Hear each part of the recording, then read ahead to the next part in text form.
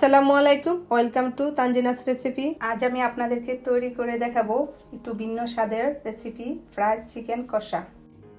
চলুন তাহলে শুরু করা যাক। আমি এখানে একটা চিকেন নিয়েছি আর মাঝারি সাইজের করে কেটে নিয়েছি চিকেনটাকে, তারপর ধুয়ে পানি ঝরিয়ে রেখেছি এখানে। আমি এখন এটাকে একটু লবণ সামান্য আর একটু হলুদ দিয়ে আর মরিচের গুঁড়া দিয়ে প্রথমে এটাকে একটু ভেজে নেব। আমি চুলায় ফ্রাই প্যান বসিয়েছি। এখন ফ্রাই প্যানে আমি তেল দিয়ে দিব। আমি এক কাপ পরিমাণের তেল নিয়েছি, তো যতটুকু লাগবে আমি দেব।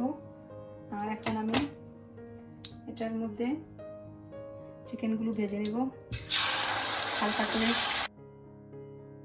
আপনারা আমাকে সাপোর্ট করতে চাইলে প্লিজ লাইক এবং আমার চ্যানেলটি সাবস্ক্রাইব করুন। চিকেনগুলো ভাজা হয়েছে, আমি খুব বেশি লাল করব না, হালকা ভেজে নেব।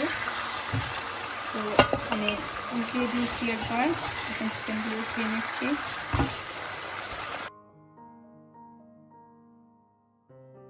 সাথে লবণ দিয়ে দিচ্ছি, তাহলে পেঁয়াজটা তাড়াতাড়ি নরম হয়ে যায়। স্বাদ মতো। আর বাকি তেলটুকু আমি দিয়ে দিচ্ছি এখানে। পেঁয়াজটা একটু ভাজা হওয়া পর্যন্ত আমি একটু অপেক্ষা করব। পেঁয়াজটা একটু ভাজা হয়েছে, আমি এখন আদা রসুন পেস্টটা দিয়ে দেবো। এখানে আমি 1.5 টেবিল চামচ করে আদা রসুন বাটা নিয়েছি। 1.5 টেবিল চামচ আদা, 1.5 টেবিল চামচ রসুন। আর আমি এখানে পেঁয়াজ দিয়েছি 1.5 কাপ। আপনারা চাইলে 1 কাপও দিতে পারেন। আমি একটু পেঁয়াজ বেশি দেওয়া পছন্দ করি, সেজন্য আমি একটু পেঁয়াজটা বেশি দিই। এক এক করে আমি বাকি সব মশলাগুলো এখন দিয়ে দেবো। এখানে আমি নিয়েছি 1 টেবিল চামচ হলুদ, 1 টেবিল চামচ মরিচের গুঁড়া, 1 টেবিল চামচ ধনিয়ার গুঁড়া। এটা আমি দিয়ে দিলাম।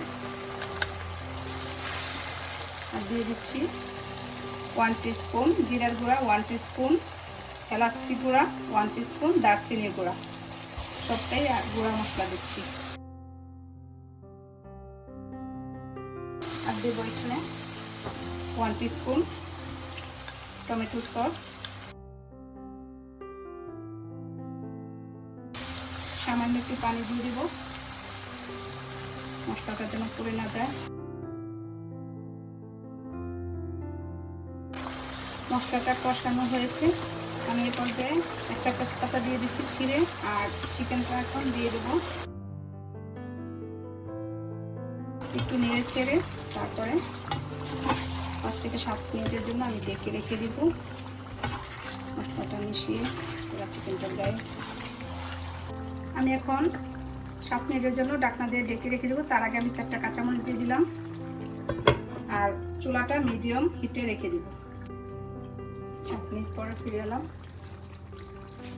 আর এর ভিতর আমি 2বার একটু নেড়ে ছেড়ে দিয়ে গেছি। আমার চিকেনটা ফ্রাই হয়ে গেছে। আর আমি এখন একটু গরম মশলার গুঁড়া দিয়ে দিব। তারপর আমি আর 5 মিনিটের জন্য ঢেকে রেখে দিব। মিশিয়ে নিই। চিকেনটা কিভাবে রান্না করে একবার খেয়ে দেখবেন, খুবই মজা। আমি প্রায় সময় পাকাই এইভাবে, আমার কাছে এইভাবেই ভালো লাগে। আর আমি এখানে আর কোনো পানি অ্যাড করি নাই। কষানোর সময়, মশলাটা কষানোর সময় যে পানিটা অ্যাড করেছি অতটুকুই আছি, আর পুরাটাই তেলের মধ্যে হচ্ছে। তো আমি এখন 5 মিনিটের জন্য ঢেকে রেখে দিব। তারপরে আমি পরিবেশন করে আপনাদেরকে দেখাবো। তৈরি হয়ে গেল আমার ফ্রাই চিকেন কষা। আমার রান্নাটি যদি আপনাদের ভালো লাগে তাহলে আপনারা বাসায় অবশ্যই ট্রাই করবেন।